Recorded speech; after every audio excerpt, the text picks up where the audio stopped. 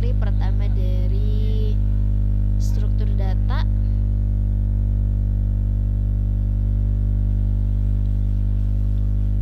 yang dimana topik yang akan dibahas yaitu ada Python object, sequence types, dimana ada list, tuple, set, dan string.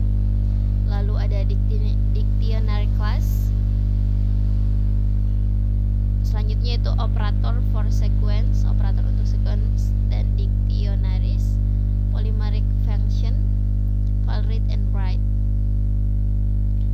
Topik selanjutnya itu exception handling, iterators dan generators, Python convenience, scopes, dan namespace. Jadi yang pertama yaitu introduction, pengenalan. Jadi what is Python? Apa itu Python? Jadi Python ini yaitu bahasa pemrograman yang biasa dipakai oleh pemrogramer untuk membangun sebuah software atau perangkat lunak. Jadi why Python? Kenapa Python banyak digunakan oleh banyak orang? Jadi kenapa Python ini begitu populer? Yang pertama, work on multiple platforms. Jadi Python ini bisa dijalankan di berbagai platform, mulai dari Windows sampai Linux. Jadi artinya kode yang kita tulis di satu sistem operasi bisa dijalankan juga di sistem operasi lain tanpa perlu banyak penyesuaian. Yang kedua ada simple syntax. Jadi Python ini dikenal dengan simple syntaxnya yang mirip dengan English language atau bahasa Inggris. Hal ini membuat Python mudah dibaca dan dipahami. Alasan yang ketiga yaitu Python ini write programs with fewer lines. Jadi Python menulis program dengan lebih sedikit baris kode dibandingkan dengan bahasa pemrograman lainnya seperti Java atau C++. Selanjutnya yaitu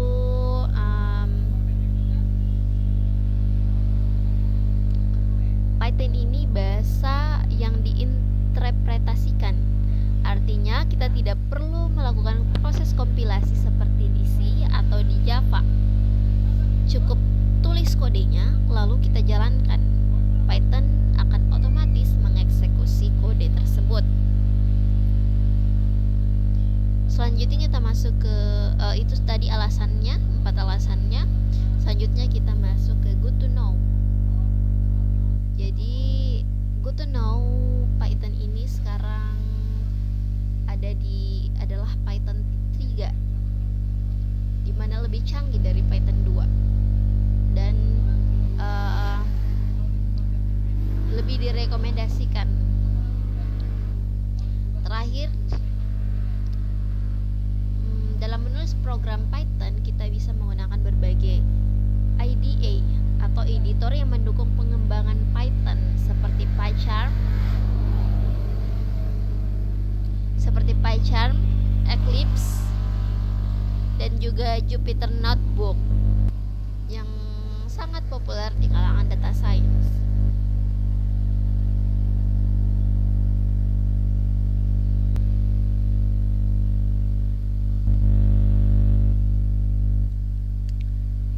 Baik, selanjutnya yaitu how and where to write program.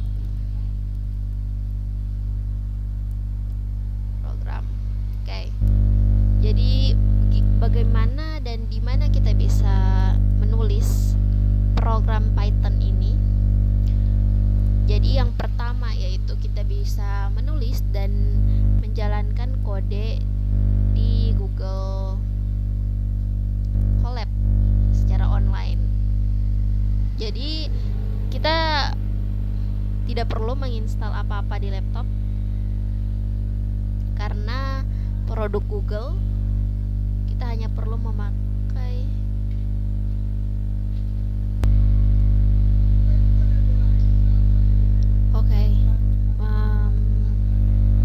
jadi untuk menulis kodenya tinggal klik file, new Python 3 notebook, terus langsung bisa mengetik dan menjalankan kodenya di situ. Biasanya example program biasanya nanti juga akan dikasih lembar contoh program atau program sheet sebagai referensi awal biar kita bisa lihat struktur kodenya bagaimana.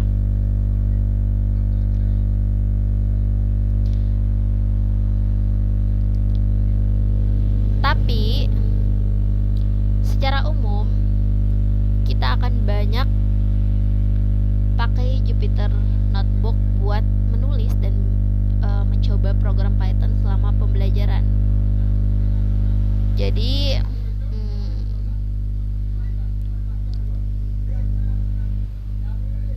Google Colab ini sebenarnya versi online dari Jupyter. Jadi tampilannya itu mirip-mirip.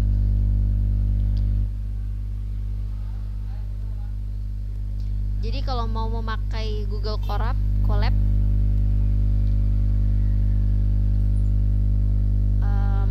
bisa lihat tutorial Google Colab yang sudah banyak tersedia. Jadi kalau misalnya kita pengen explore lebih jauh atau lebih nyaman coding pakai laptop sendiri, bisa pakai IDE lain seperti kayak PyCharm, VS Code atau yang lain. Karena di sini saya tidak akan menggunakan Google Colab, saya akan menggunakan VS Code.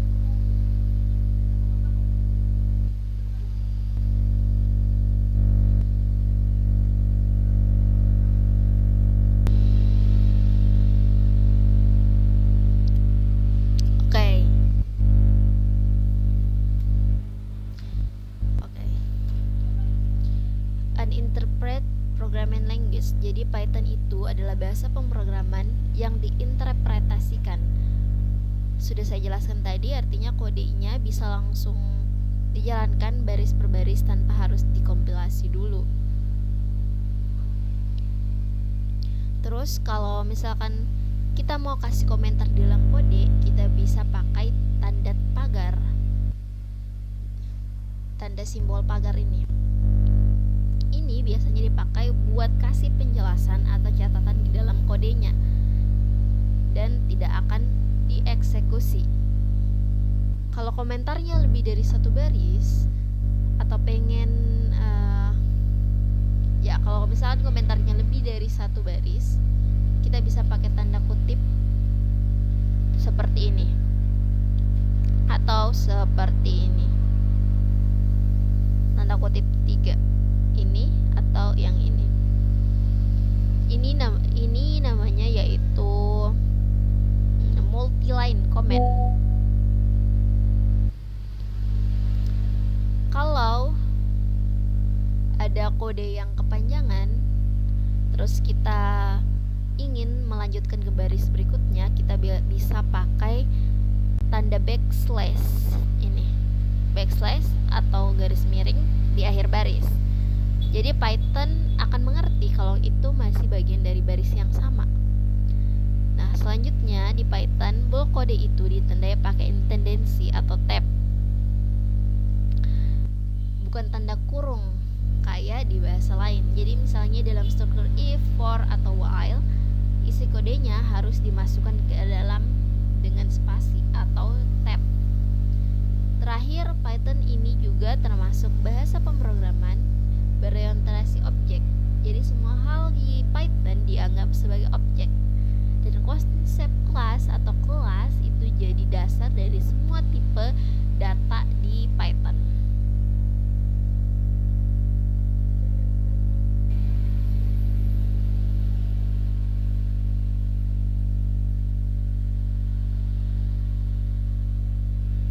Baik, selanjutnya itu kita bahas identifier dalam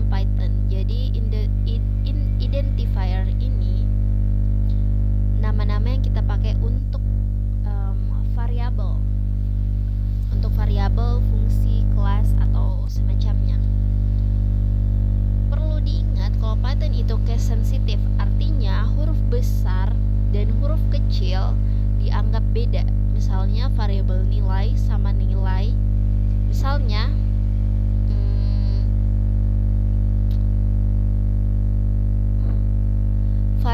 misalkan variabel nilai dan nilai. Nilai yang misalkan nilai ini satunya huruf kapital, satunya huruf kecil. Jadi itu bisa dianggap dua hal yang berbeda.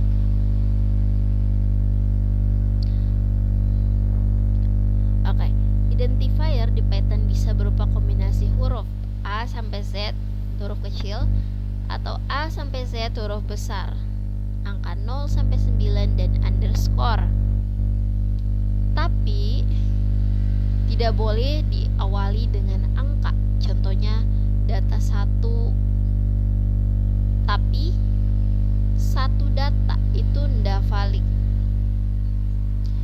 Contohnya data 1 itu valid, tapi kalau misalkan satu data jadi angka dimulai di awal itu tidak valid. Jadi kalau dibandingkan dengan bahasa lain, identifier di Python itu mirip kayak reference variable di Java atau pointer di C++. Maksudnya bagaimana? Jadi ketika kita bikin variabel, kita sebenarnya memberikan nama untuk sebuah objek di memori. Python ini akan otomatis mengaitkan identifier itu dengan alamat memori objeknya. Jadi kita tidak perlu mengatur alamat memorinya sendiri. Terus, Python juga disebut sebagai bahasa yang dynamically type. Artinya kita tidak perlu mendeklarasikan tipe data variabel di awal. Beda dengan C++ atau Java. Misalnya kita bisa langsung tulis X sama dengan 10. Jadi Python ini akan tahu bahwa itu integer. Kalau nanti X diubah jadi string, Python juga akan langsung menyesuaikan tanpa error. Jadi di sini ada reserve words yang biasa digunakan di Python. Jadi this name cannot be used as identifier. Jadi nama-nama ini tidak bisa digunakan sebagai identifier. Contohnya false, non true, and as, assert, break, class, dan sebagainya. Baik, selanjutnya yaitu kita akan membuat dan menggunakan objek.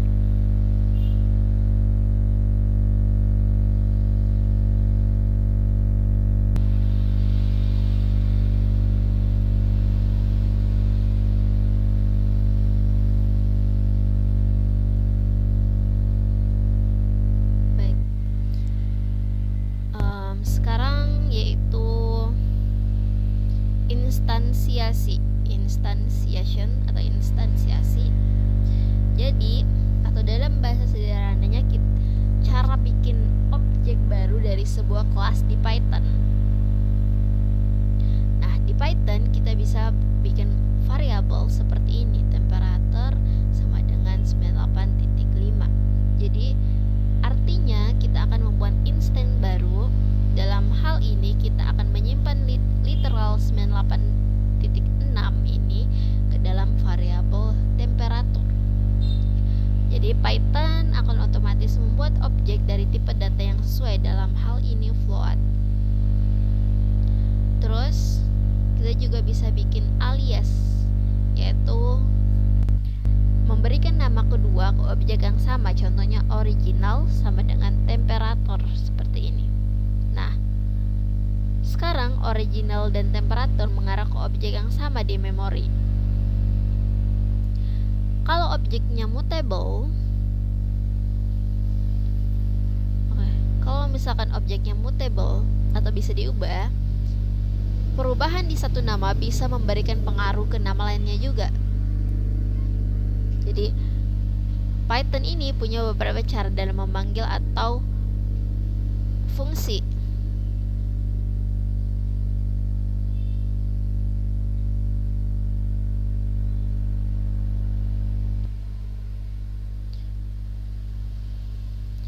Misalnya,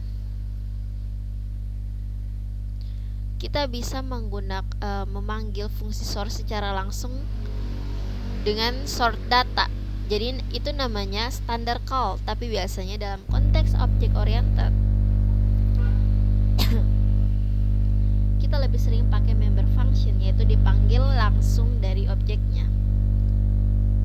Ada juga data sort. Yang ini artinya kita memanggil method sort dari objek data.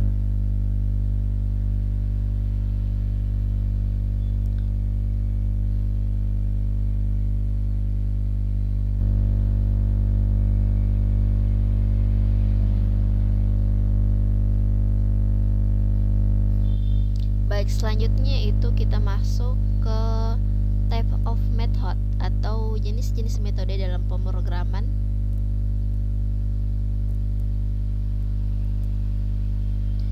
Jenis-jenis metode dalam Python.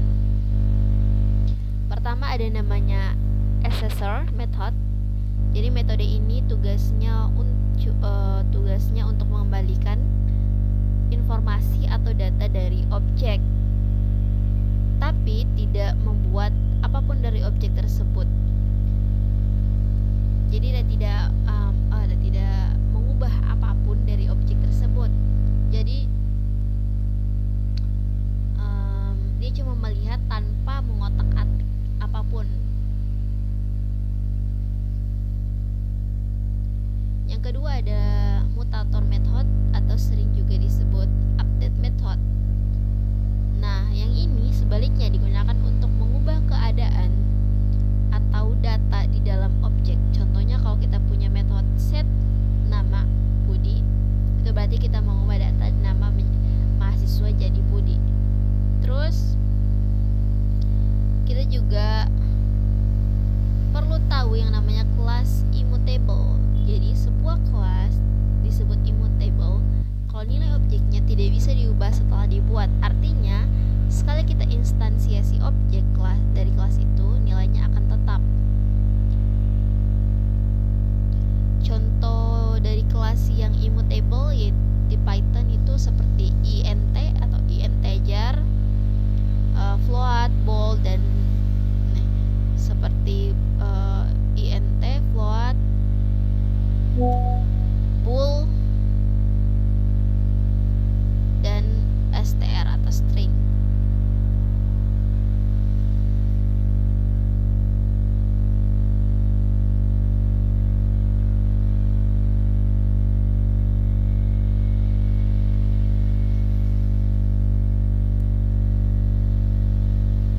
Di sini ada contohnya. Saya akan membuat langsung di VS Code.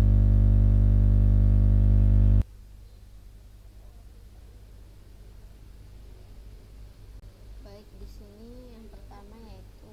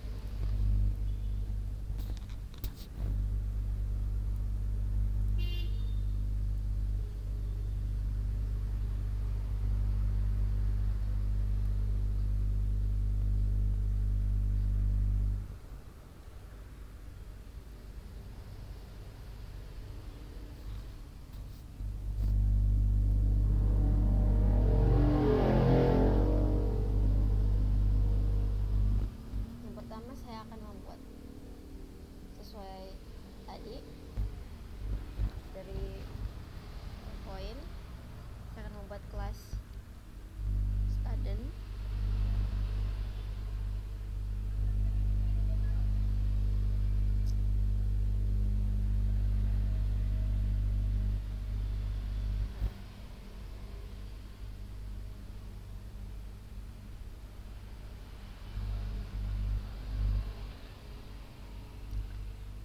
student,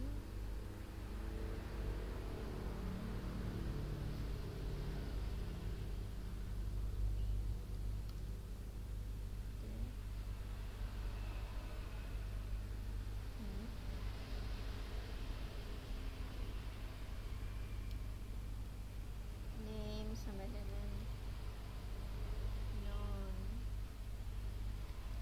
age non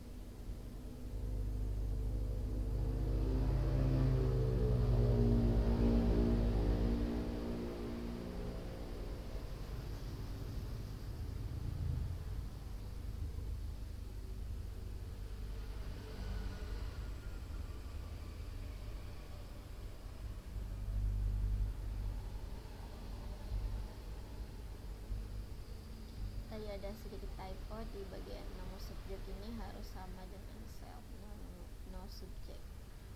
Jadi hasilnya seperti ini. Tom, H, Harry, Mitchell, seperti ini.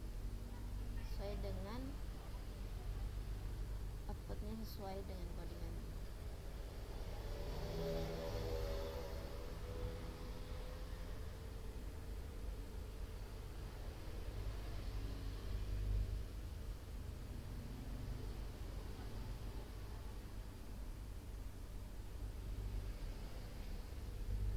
Baik, selanjutnya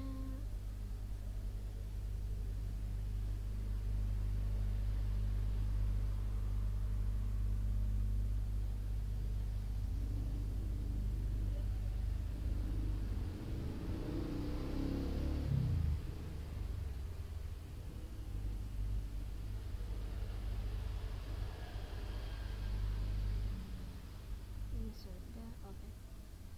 Selanjutnya yaitu sequence type class, di mana ada list class, tuple class, str class, string class, set class, dan set class.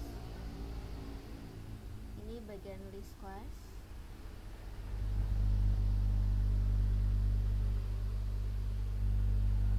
Jadi list class ini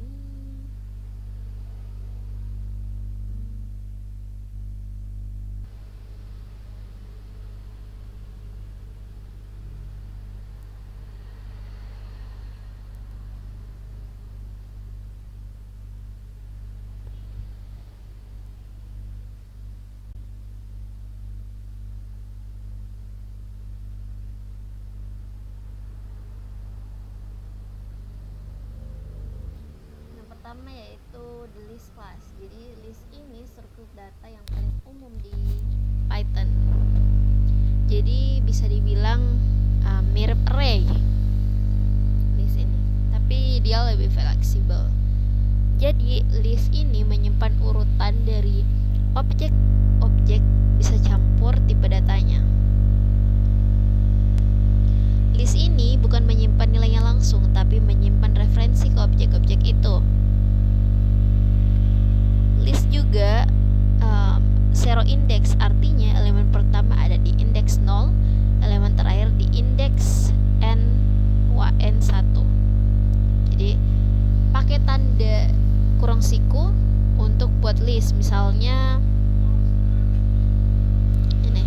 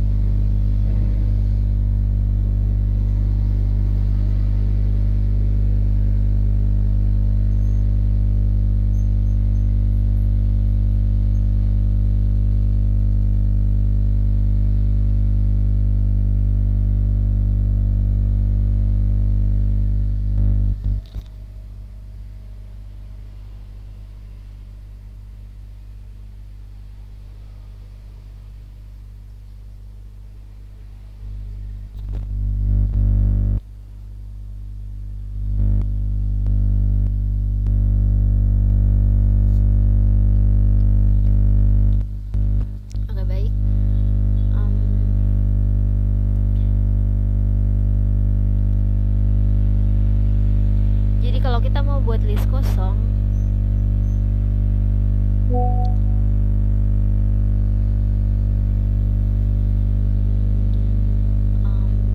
jadi kalau kita mau buat list kosong bisa pakai kurung siku atau list dalam kurung. Jadi list itu mutable, jadi kita bisa menambah, menghapus, atau ubah elemennya. Selanjutnya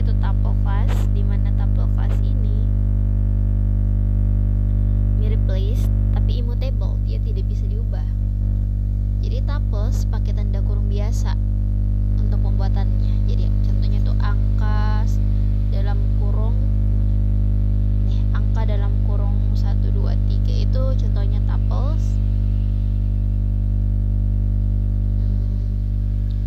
Jadi tapi kita harus perlu berhati-hati kalau tupelnya cuma punya satu elemen, kita harus pakai koma di belakang elemennya.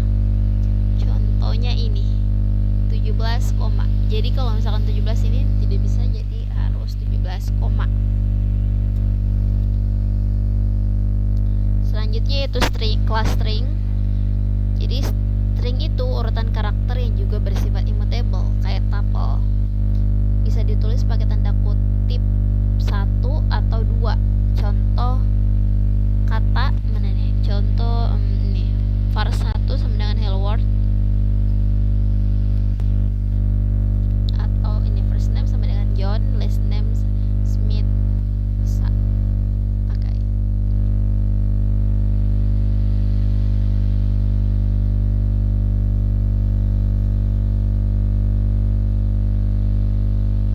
bisa juga buat string multiline pakai ini multiline comment. Jadi akses karakter di dalam string bisa pakai tanda kurung siku. Misalnya ada ya di sini. Misalnya itu kita buat kata dalam kurung siku 0. Kita juga bisa pakai karakter Unicode. Contohnya itu seperti ini.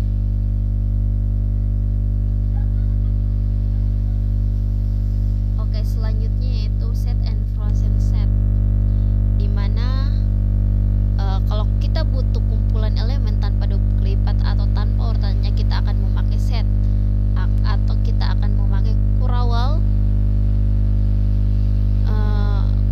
untuk buat set. Contohnya itu seperti ini. A sama dengan 1 2 3 memakai kurawal.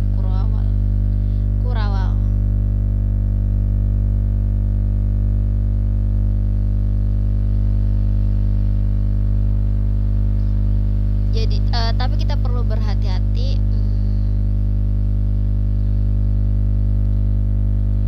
Kurawal bisa dianggap sebagai diktionary kosong atau bukan set. Jadi kalau mau buat set kosong, pakainya set dalam kurung.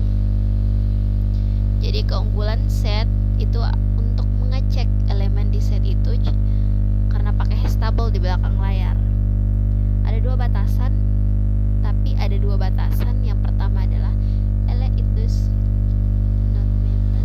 elemen dalam set harus immutable kayak int, float, string, tuple. Kedua, urutannya itu tidak terjamin. Jadi kalau kita pengen versi set yang immutable, pakainya frozen set. Jadi kesimpulannya adalah kalau misalnya kita pakai struktur, kalau kita butuh urutan, kita mau menggunakan list atau tuple. Kalau butuh data tanpa urutan, kita pakai set atau frozen set.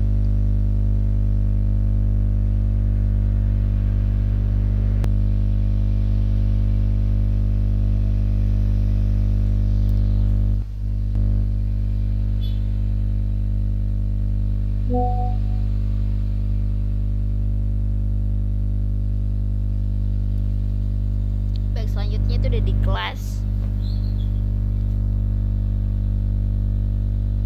Jadi apa itu dik? Jadi dik adalah struktur data yang digunakan untuk menyimpan pasangan key value, di mana setiap key harus unik. Jadi kita bisa mengakses sebuah nilai berdasarkan key-nya, bukan posisi key di list atau tuple. Jadi di sini ga, iris, d adalah key, ga dan d itu key, sedangkan iris dan Jerman adalah value-nya. Jadi untuk membuat dictionary literal langsung ditulis pakai kurawal. Untuk membuat dictionary kosong, kita pakai kosong sama dengan kurawal. Jadi untuk memakai konstruktor dict dengan parameter mapping, misalnya kita sudah punya dictionary lain,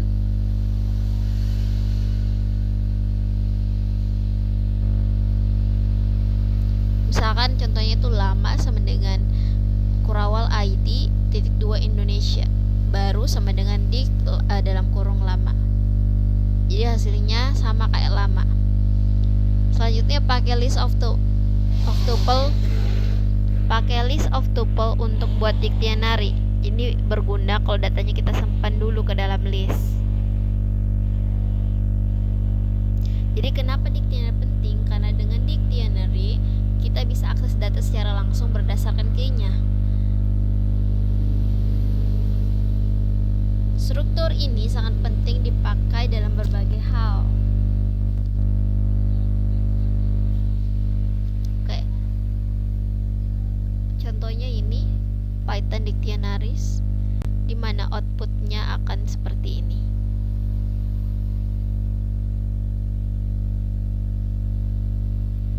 Selanjutnya yaitu expression, operator, dan precedence, di mana ada logic operator yaitu not, and, or, equality operator yaitu is, not, sama dengan, tanda seru sama dengan, comparison operator,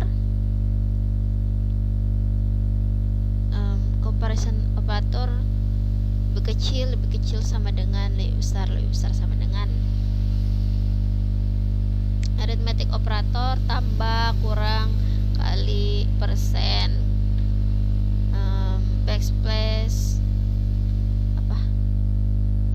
garis miring 2. Bitwise operator, dan ini simbol-simbolnya seperti ini. Selanjutnya itu sequence operator.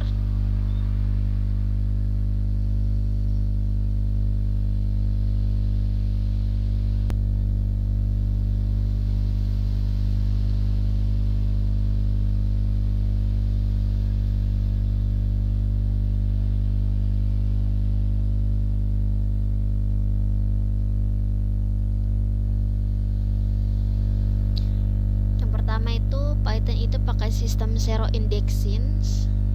Baik, dalam sequence operator Python ini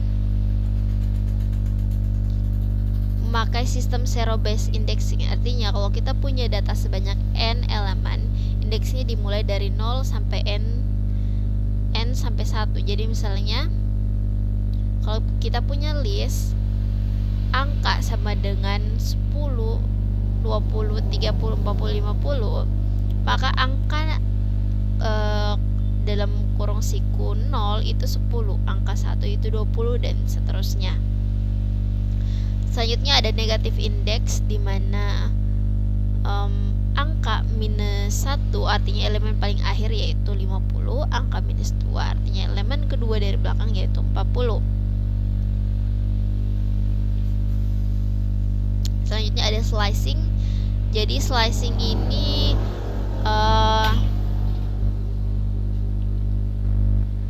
kita akan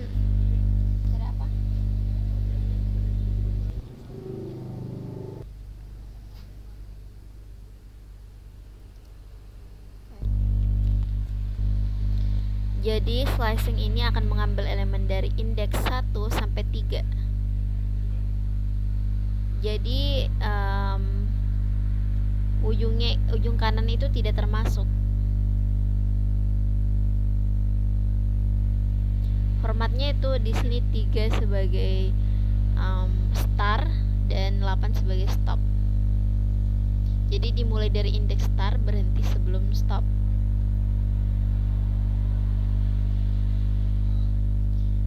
Python juga membandingkan sequence, juga bisa membandingkan sequence, misalnya list atau string.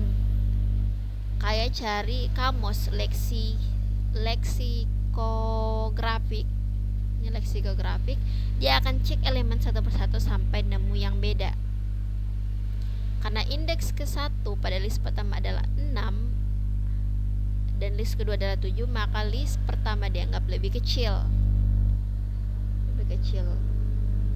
Jadi sequence operator ini bisa mengakses, memotong, dan membandingkan data dengan cara yang lebih cepat.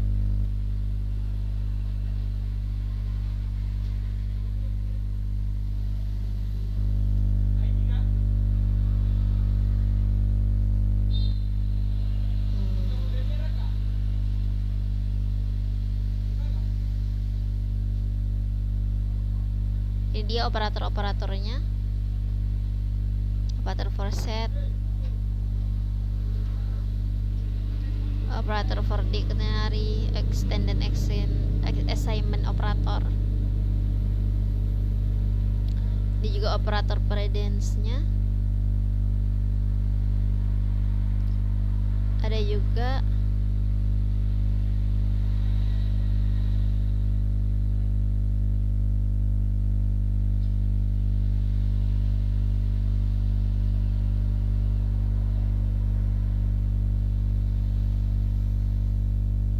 control flow if while for break in continue. Jadi kondisinya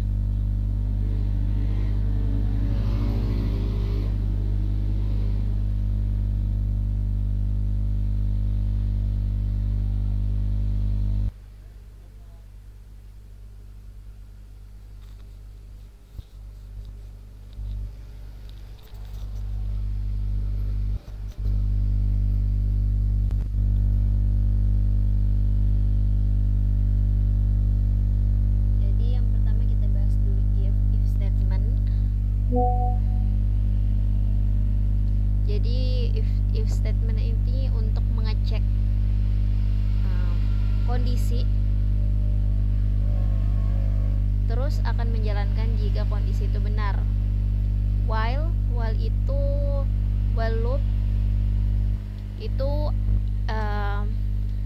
while itu loop yang terus berjalan selama kondisinya true. Selanjutnya ada for. For ini digunakan untuk mengulang sesuatu berdasarkan urutan elemen di sequence, misal list atau string. Selanjutnya ada break statement.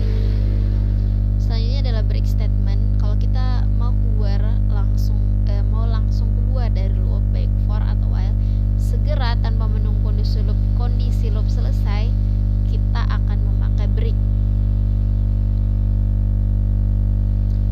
Dan ada juga continue. Continue ini kalau kita ingin melewati satu iterasi loop tanpa menghentikan keseluruhan loop, pakai continue.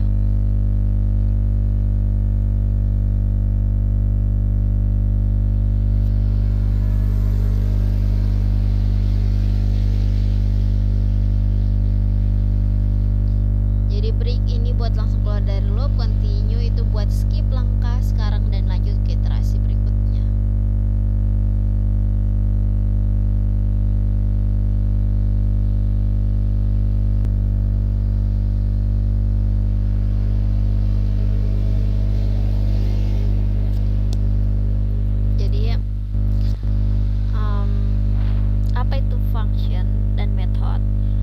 Function ini fungsi biasa yang berdiri sendiri, tidak terkait langsung dengan objek atau kelas.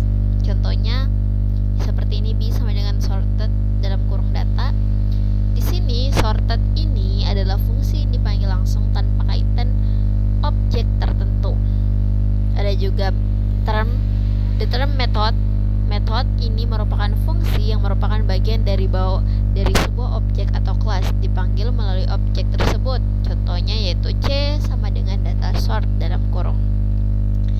Jadi di sini sort dalam kurung ini adalah method yang dipanggil lewat objek data. Ini menunjukkan konsep object oriented programming di Python. Selanjutnya itu parameter pada function, di mana ada formal parameter adalah nama-nama parameter yang ditulis di definisi fungsi.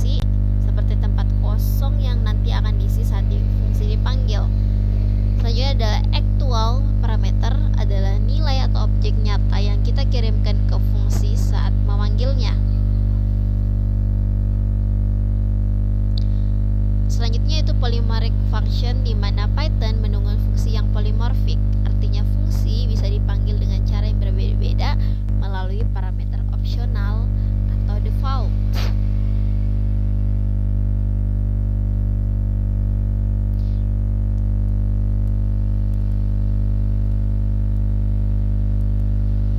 Ini contoh default parameter.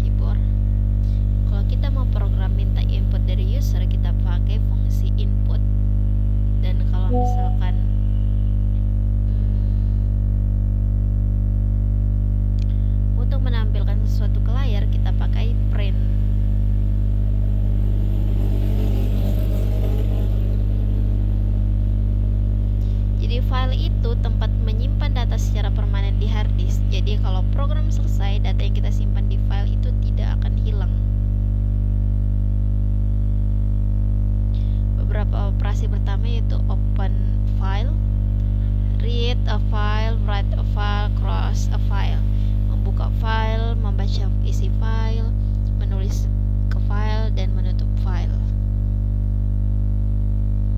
Ini adalah function, bisa dibaca-baca sendiri. Selanjutnya ada exception handling.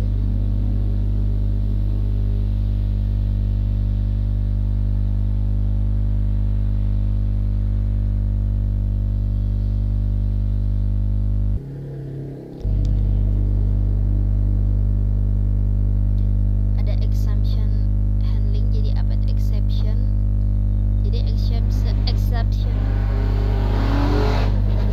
Jadi exception itu terjadi kejadian yang terjadi saat program sedang berjalan, tapi bikin program berhenti mendadak karena ada masalah. Jadi misalnya itu bagi angka dengan 0, mencari file yang tidak ada, akses index list yang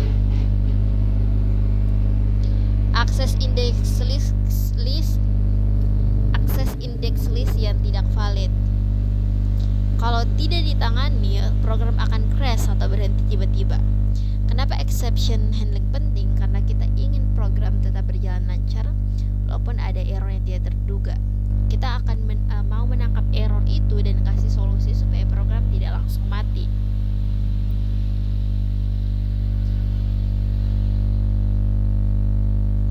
Cara kerja dari exception handling itu ada dua tugas utamanya, yaitu throw exception, melempar error.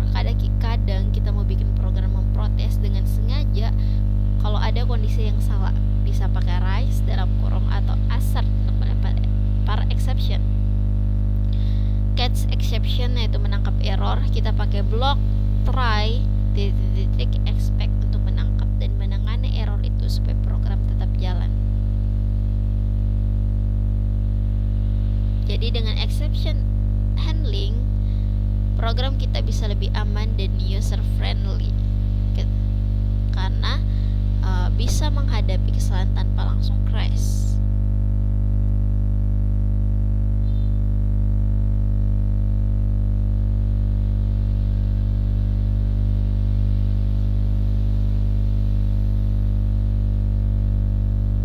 Ini raise in exception, dan ini kita mencoba untuk accept block.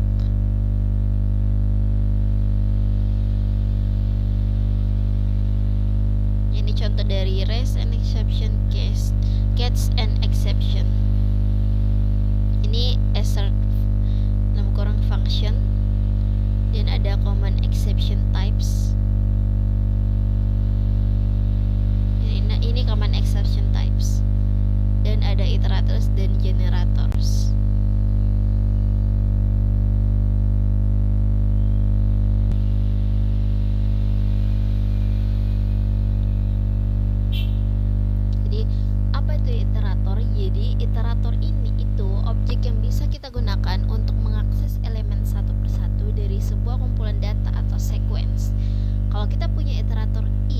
setiap kali kita panggil fungsi next dalam kurung i, kalau sudah habis semua elemen, Python akan kasih error bernama stop iteration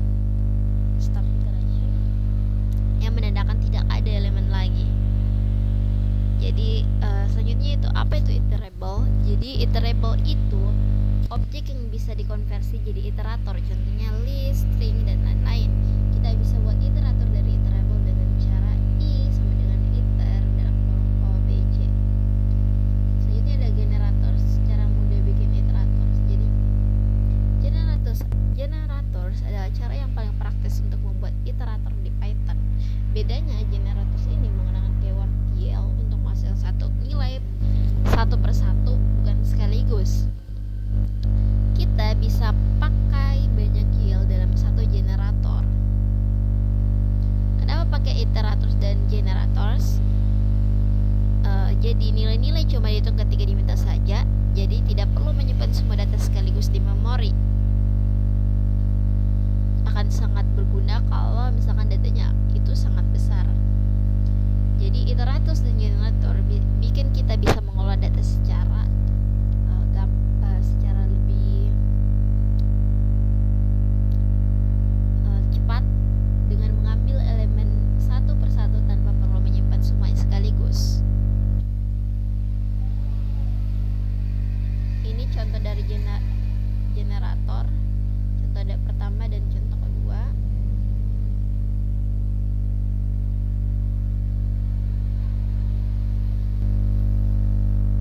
Ini adalah conditional expression.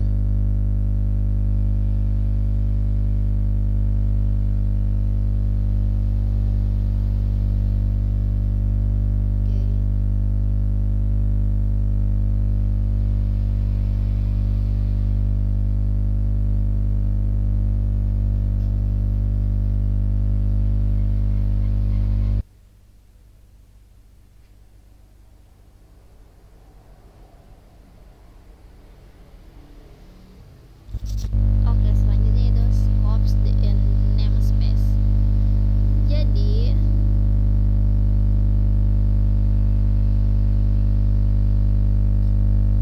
bagaimana Python menemukan nilai dari sebuah identifier, nama variabel, fungsi, dan lain-lain. Jadi proses ini disebut name resolution. Yang pertama, scope itu wilayah atau konteks di mana sebuah identifier itu berlaku atau bisa diakses. Kalau kita buat variabel di luar fungsi, itu disebut global space. Artinya variabel itu bisa diakses dari mana saja dalam program. Kalau kita buat variabel di dalam fungsi, itu namanya local space. Jadi variabel itu hanya berlaku di dalam fungsi tersebut dan hilang setelah fungsi selesai dijalankan. Setiap scope ini diatur oleh namespace, yang sebenarnya adalah semacam kamus yang menyimpan nama-nama dan nilai-nilai yang terkait dalam scope tersebut. Python memberlakukan fungsi dari kelas juga sebagai first class object. Artinya mereka bisa disimpan dalam variabel, dikirim sebagai parameter ke fungsi lain, atau dikembalikan sebagai hasil fungsi. Jadi fungsi dan kelas itu bisa diperlakukan seperti data biasa. Selanjutnya ada dalam modules. Jadi modul ini adalah kumpulan fungsi, kelas, dan definisi kelas yang disimpan dalam satu file atau .py. Dengan modul kita bisa mengorganisasi kode kita jadi lebih rapi dan mudah dipakai ulang. Jadi selain modul bawaan Python, kita juga bisa buat modul sendiri dengan membuat file .py yang berisi fungsi dan kelas terkait. Lalu kita bisa import modul tersebut ke program lain. Misalnya kalau kita punya file mail_utils.py berisi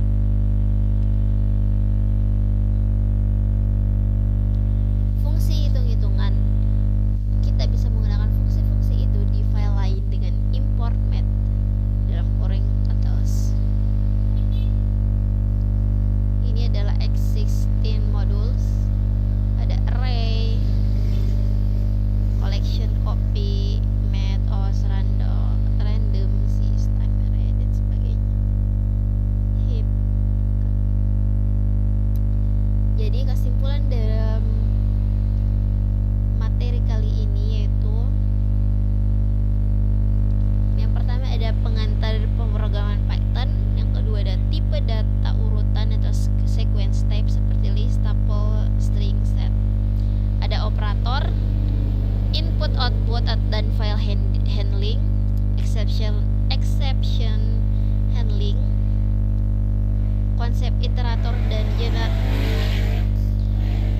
type iterator dan generator, fitur-fitur praktis di Python, cara kerja scopes,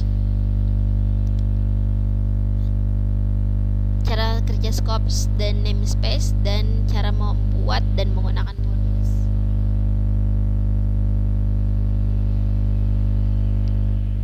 Baik, itu saja penjelasan dari materi kali ini.